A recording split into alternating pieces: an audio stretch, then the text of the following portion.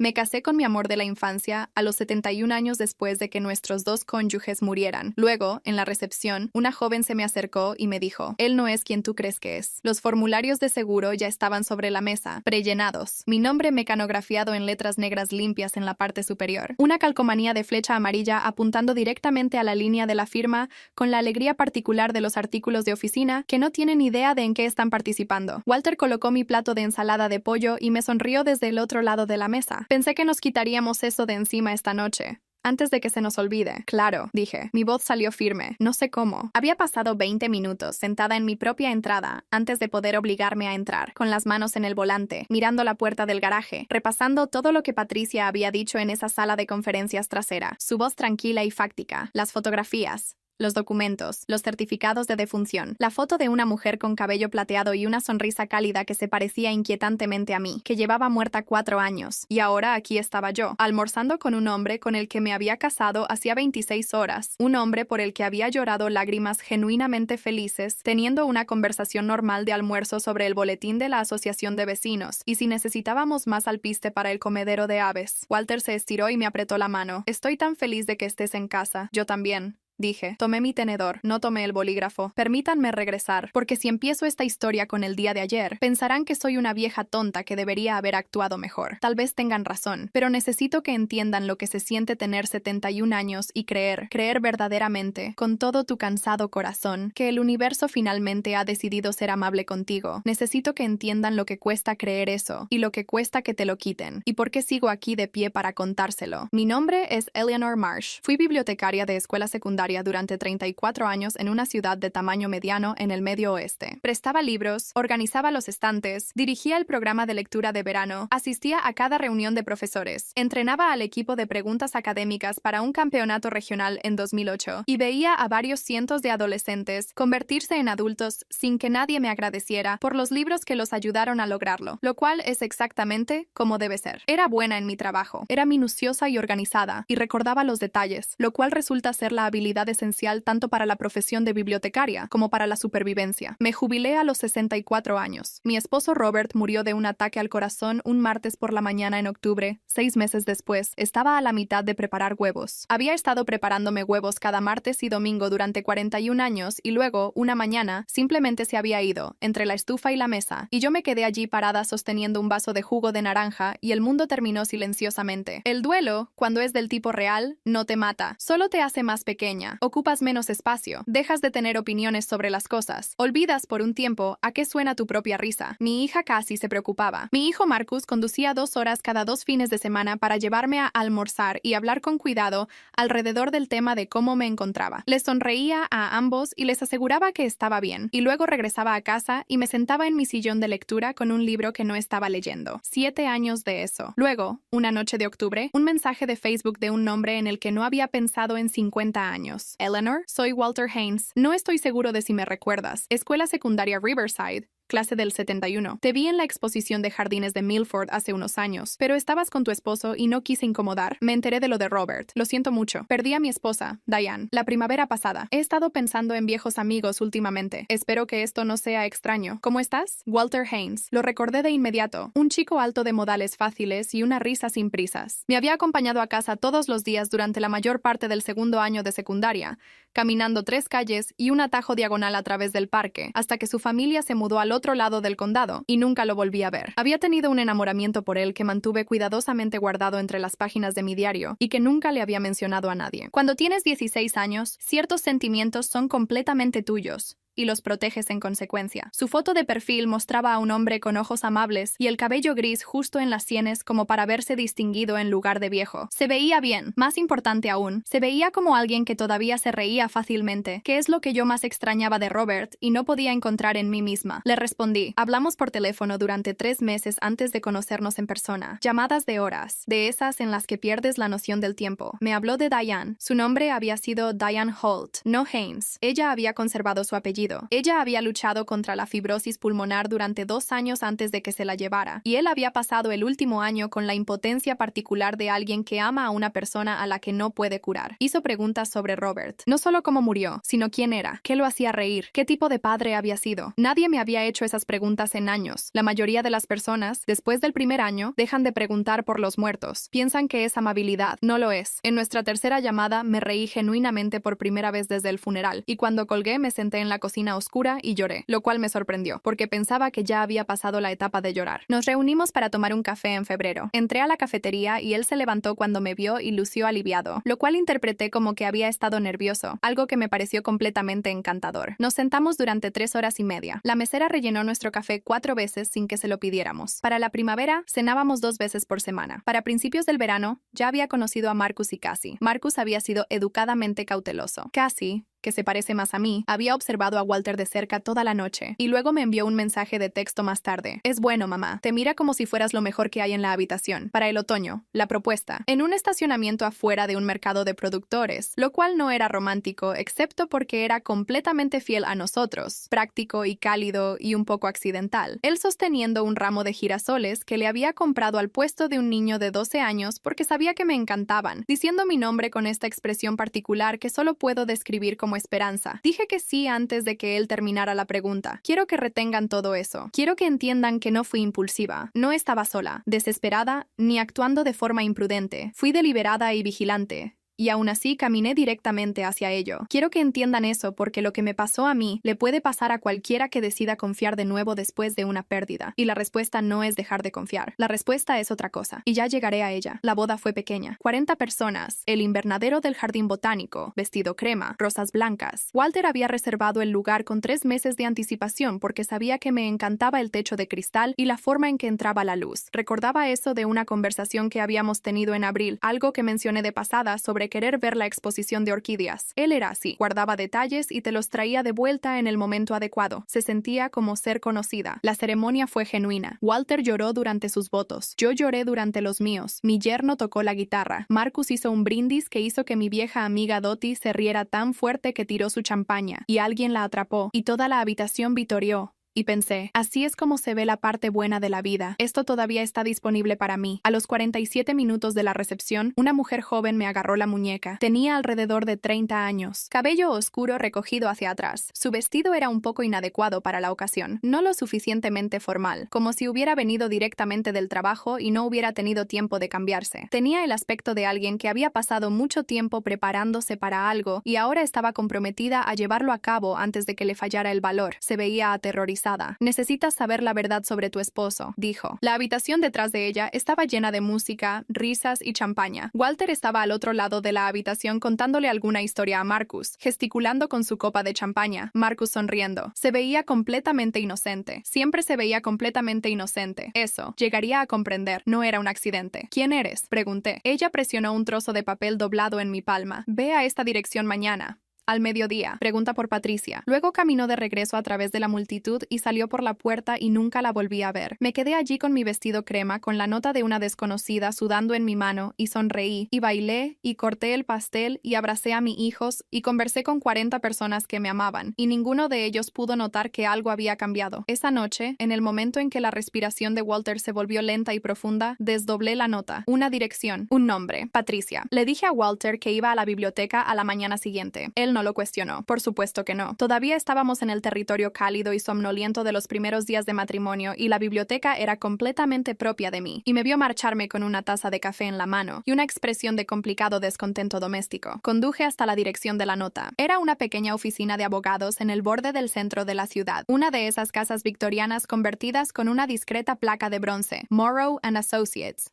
Derecho de familia. Me senté en el auto un momento antes de entrar. Seguía intentando encontrar una versión de esto que tuviera sentido. Un malentendido, un rencor, alguien con el Walter equivocado, algún drama familiar enredado que no tuviera nada que ver conmigo. No pude encontrar esa versión. Así que entré. Una asistente legal me recibió en la puerta. Una mujer joven, con gafas.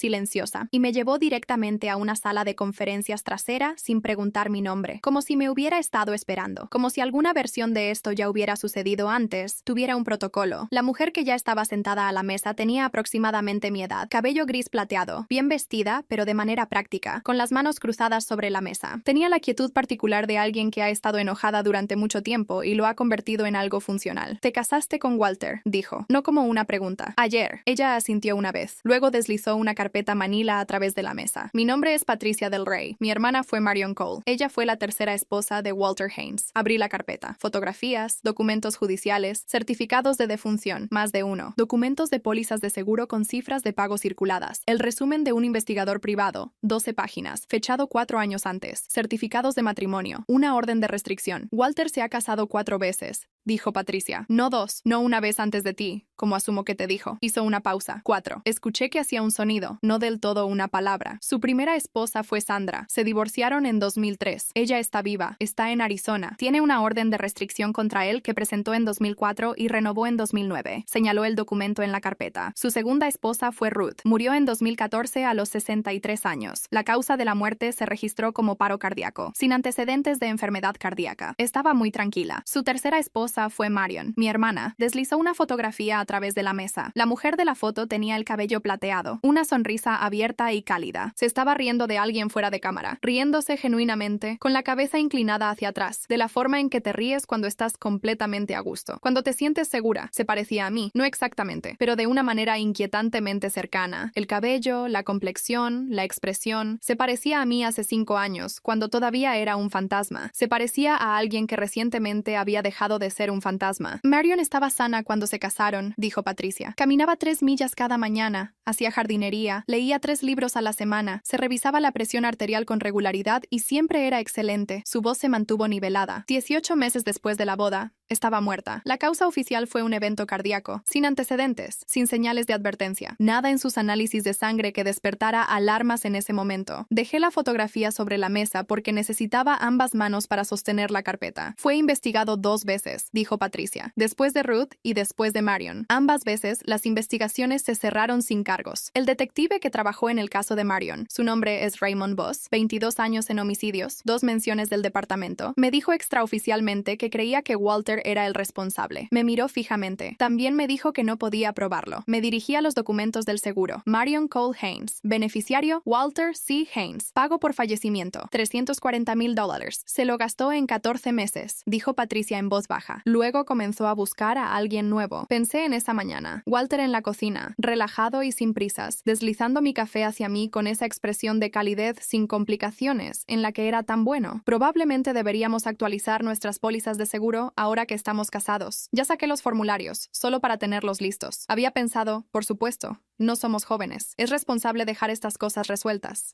Deslizando mi café hacia mí con esa expresión de calidez sin complicaciones, en la que era tan bueno. «Probablemente deberíamos actualizar nuestras pólizas de seguro ahora que estamos casados. Ya saqué los formularios, solo para tenerlos listos. Había pensado, por supuesto, no somos jóvenes. Es responsable dejar estas cosas resueltas». «Él mencionó el seguro esta mañana», dije. Patricia no pareció sorprendida. «Se lo mencionó a Marion aproximadamente una semana después de la boda». Cerré la carpeta. La abrí de nuevo. Me quedé mirando la foto de Marion. Me obligué a mirarla. «¿Qué quieres de mí?», pregunté. «Nada», dijo. «Tengo una alerta para el nombre de Walter y ciertos términos de búsqueda relacionados. Cuando el anuncio de la boda apareció en el Riverside Courier la semana pasada, lo publicaste de forma abierta en la página del Jardín Botánico. Encontré a la joven que trabaja en los eventos allí. Ella aceptó ayudar». Descruzó las manos. Las cruzó de nuevo. «No te estoy pidiendo que testifiques, ni que tomes medidas, ni que formes parte de nada. Yo solo». Marion se parecía a ti. Tenía tu misma calidez al hablar, según las personas que las conocían a ambas. Miró la fotografía. No quería no hacer nada. No otra vez. Le pedí copias de todo. Deslizó una segunda carpeta a través de la mesa, ya preparada. La asistente legal la tenía lista en una bolsa. Me senté en mi auto durante 20 minutos antes de poder conducir. Los siguientes 10 días fueron los más extraños de mi vida, e incluyo en esa categoría los 7 años que pasé como un fantasma. La soledad es una cosa cuando estás genuinamente sola. Es una cosa diferente y mucho peor cuando estás sentada al otro lado de la mesa del comedor con alguien, sonriendo, pasando la sal, dando las gracias por retirar los platos,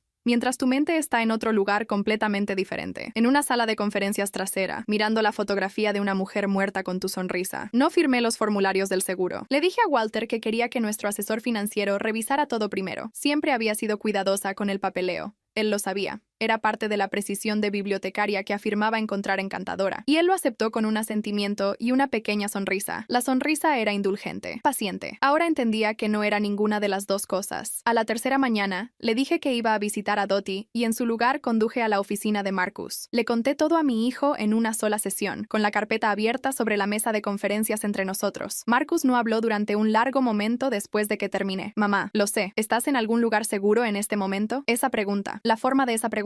Mi hijo de 44 años preguntándole a su madre de 71 años si estaba segura en su propia casa, 2 días después de su boda. Él no sospecha. Dije, todavía no. No me importa. Marcus. Mi voz salió firme. La voz de bibliotecaria, la que usaba con los estudiantes que se ponían dramáticos. He sido bibliotecaria durante 34 años. Sé cómo hacer una investigación. Sé cómo ser metódica. Necesito que me escuches. No que me protejas. Me miró por un largo momento. Luego, dime qué necesitas. Lo que necesitaba era un abogado. Un detective y tiempo. Marcus llamó a su amigo de la Facultad de Derecho, David Okafor, quien había pasado 8 años como fiscal federal antes de dedicarse a la defensa criminal y quien, al parecer, conocía a todo el mundo. David hizo 2 llamadas. Para la tarde siguiente, yo estaba hablando por teléfono con la sargento detective Linda Howard de la Unidad de Casos Fríos del Condado, 15 años en el cuerpo policial, ex especialista en delitos financieros, trasladada recientemente a investigaciones de casos fríos. Ella había oído hablar de Walter Haynes, no por su nombre, por su método. Hemos tenido 2 casos en la última década con patrones similares, dijo. Su voz era nivelada y cuidadosa. Diferentes jurisdicciones, que es parte de la razón por la que no se conectan fácilmente en el sistema. Viudas, mayores, recientemente en duelo, encontradas a través de eventos comunitarios o redes sociales. Cortejo rápido. Matrimonio dentro de 6 meses a 1 año. Póliza de seguro de vida actualizada muy temprano en el matrimonio. Hizo una pausa. Ninguno de los casos resultó en cargos, pero está familiarizada con el patrón. Hay comunicación informal entre departamentos. Sí, otra pausa. Señora Marsh, ¿está dispuesta a reunirse? Nos reunimos a la mañana siguiente en la oficina de David Okafor. Un espacio limpio y tranquilo en el 4º piso de un edificio del centro. Mesa de conferencias. Una vista al parque. Patricia Del Rey condujo 90 minutos para estar allí. Trajo sus originales y un contacto adicional. La hija de Ruth de un matrimonio anterior. Una mujer llamada Carol Whitman. Una enfermera registrada de 51 años que vivía en Dayton, Ohio, que había estado tratando de dar la alarma sobre Walter Haynes desde 2014. Linda Howard llamó a Carol por el altavoz. Carol respondió al primer tono. Empezó a llorar antes de terminar de decir, hola. He estado intentándolo durante 9 años, dijo, y su voz estaba exhausta y algo más. Algo que sonaba como el alivio particular de ya no estar sola. El cardiólogo de mi madre, el doctor Thomas Aguilar, me dijo él mismo que el corazón de ella estaba en excelentes condiciones en su último examen físico. 6 semanas antes de morir. Le pareció muy extraño. Dejó una nota en su expediente expresando preocupación por la causa de la muerte. Estabilizó su respiración. Pero el examinador médico del condado dictaminó paro cardíaco y nadie revisó el expediente. Intenté que alguien lo mirara. Fui a la policía. Fueron amables. Me dijeron que el duelo nos hace querer explicaciones. David Okafor dejó de escribir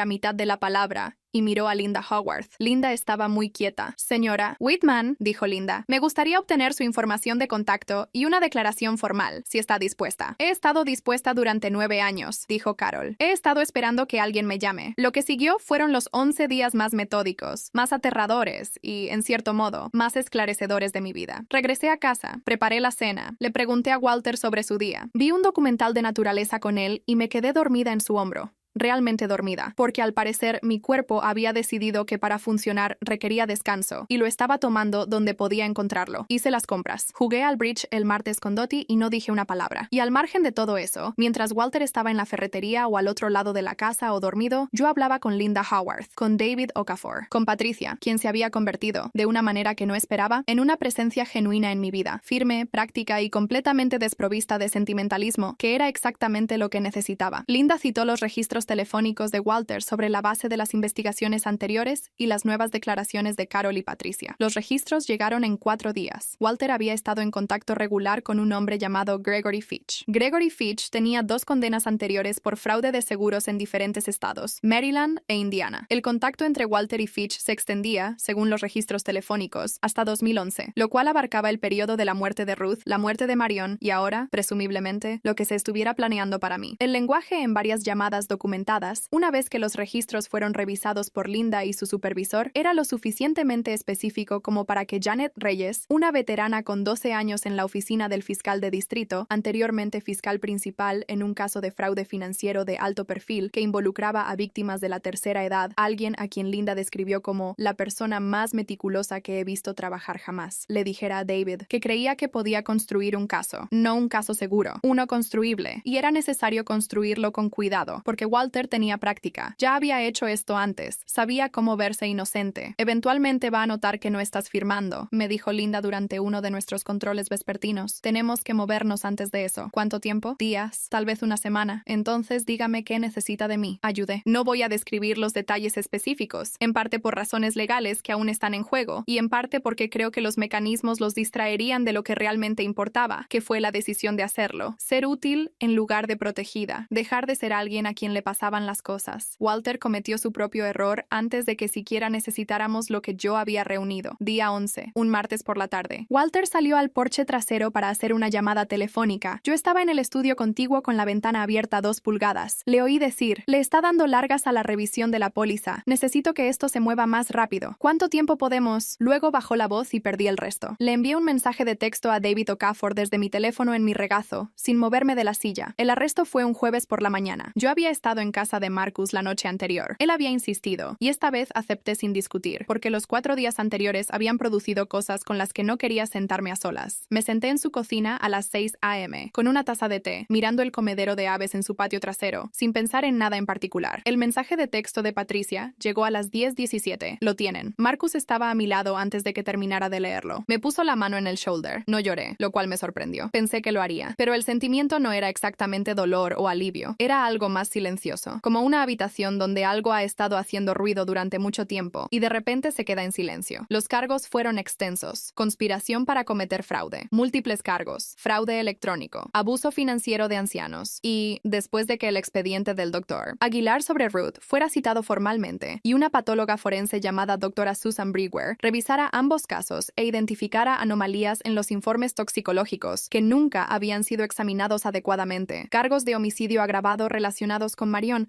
con el caso de Ruth reabierto a la espera de una revisión posterior. Gregory Fitch aceptó un acuerdo de culpabilidad 6 días después. Su cooperación fue, según Janet Reyes, exhaustiva. Describió el arreglo con detalle clínico, la investigación, la selección de víctimas, el papel de las pólizas de seguro de vida, la metodología específica que Walter utilizaba para mover el dinero después de cada pago. Tenía registros digitales que se remontaban a años atrás. Sandra fue localizada a través de su abogado en Arizona. Prestó una declaración grabada. Describió un patrón de manipulación financiera, aislamiento social deliberado y 2 incidentes relacionados con sus medicamentos que nunca había podido probar y que nunca había denunciado porque tenía terror de que nadie le creyera. Intenté decírselo a una persona, dijo en su declaración. Una amiga de una amiga que conocía a Walter. Me dijo que estaba siendo paranoica, que nunca podría probarlo y que solo me avergonzaría a mí misma. No volvió a intentarlo. Carol lloró cuando Linda la llamó para decirle que el caso estaba formalmente abierto, que el expediente de su madre había sido admitido como prueba y que el Dr. Aguilar había aceptado testificar. 9 años. Había estado intentándolo durante 9 años. Presenté la solicitud de anulación 3 semanas después del arresto. Mi abogada, Deborah Finch, el ingenio más seco que he encontrado en un contexto profesional durante 30 años, tuvo la presentación completa en 48 horas y pareció ofenderse personalmente por los formularios de seguro prellenados cuando se los mostré. Estos tienen su letra en las notas de preparación, dijo, pasando la página. Eso va a ser útil. Yo también lo pensé, dije. Me miró. Supiste no firmar. Supe leer la situación. Sonrió. Brevemente. Bien, regresé a mi casa. Me paré en la cocina y miré la mesa donde habían estado los formularios. La calcomanía de la flecha amarilla, mi nombre en letras negras limpias, la confianza particular de alguien que pensaba que ya sabía cómo terminaba la historia. Me quedé allí parada un rato. Luego empecé a preparar la cena, porque tenía hambre y vivo aquí, y esta sigue siendo mi cocina. Me han preguntado, muchas veces en los meses transcurridos desde entonces, si estoy enojada, si me siento estúpida, si la traición cambió lo que pienso sobre el amor o las segundas oportunidades o el confiar en la gente. Aquí está la respuesta honesta. Estaba furiosa, todavía lo estoy. En algún momento silencioso ocasional, cuando me viene a la mente la imagen específica de la fotografía de Marion, su cabello plateado y su sonrisa cálida, viéndose tan feliz, tan completamente desprotegida. Pienso en Ruth, que no tuvo a nadie que se presentara en la boda de su hija con un trozo de papel doblado y un nombre. Pienso en Sandra, sola en Arizona con una orden de restricción que había renovado 2 veces y una historia que nadie creía. Pienso en la crueldad particular de dirigirse a personas que ya han sobrevivido a una gran pérdida, personas que han pasado años haciéndose más pequeñas, personas que se muestran tentativas y esperanzadas con volver a sentir calor. No es aleatorio, es deliberado. Él era bueno encontrándonos. Y pienso en Patricia, que configuró una alerta de búsqueda para el nombre del esposo de su hermana muerta, que localizó a una joven que trabajaba en eventos en un jardín botánico y le pidió ayuda, que condujo 90 minutos para sentarse en una sala de conferencias frente a una desconocida y entregarle una carpeta, que podría haberse dicho a sí misma que no había nada que pudiera hacer, que el sistema ya había fallado 2 veces, que tener razón no significaba que nadie la escucharía. Se presentó de todos modos. El juicio continúa. He dado mi declaración. Carol dio la suya. Sandra voló desde Arizona. La conocí por primera vez en el pasillo fuera de la sala del tribunal, y nos reconocimos de la manera en que reconoces a alguien que ha sobrevivido a lo mismo, y me tomó ambas manos y las sostuvo durante un largo momento sin decir nada. Patricia estaba en la primera fila el primer día de las audiencias preliminares, compuesta, quieta, la misma que había estado en esa sala de conferencias. Una mujer que ha estado esperando mucho tiempo y que ya no está esperando. Una periodista llamada Maya Ruiz, que pasó 3 meses informando cuidadosamente sobre la historia antes de publicarla, escribió un artículo que se compartió de forma muy amplia. Hablé con Maya para el registro. No me avergüenza nada de esto. La misma que había estado en esa sala de conferencias. Una mujer que ha estado esperando mucho tiempo y que ya no está esperando. Una periodista llamada Maya Ruiz, que pasó 3 meses informando cuidadosamente sobre la historia antes de publicarla, escribió un artículo que se compartió de forma muy amplia. Hablé con Maya para el registro. No me avergüenza nada de esto. Quiero que otras mujeres sepan, específicamente mujeres de mi edad, mujeres que han estado solas, mujeres que están intentando permitirse volver a sentir calor, que ser engañada por un depredador hábil, experimentado y deliberado no es lo mismo que ser tonta. Esas no son la misma cosa. Él me eligió a propósito, de la misma manera que eligió a Ruth y a Marion, y su juicio sobre lo que yo quería y cómo eran mis defensas no estaba equivocado. Lo que sí se equivocó fue una cosa. Pensó que la soledad había hecho que dejara de prestar atención. No había sido así. Solo hizo que deseara con muchas fuerzas creer que algo bueno estaba sucediendo. Eso es una cosa diferente a no darse cuenta. Estoy de regreso en mi casa. Mi hija viene los domingos. Marcus llama cada día.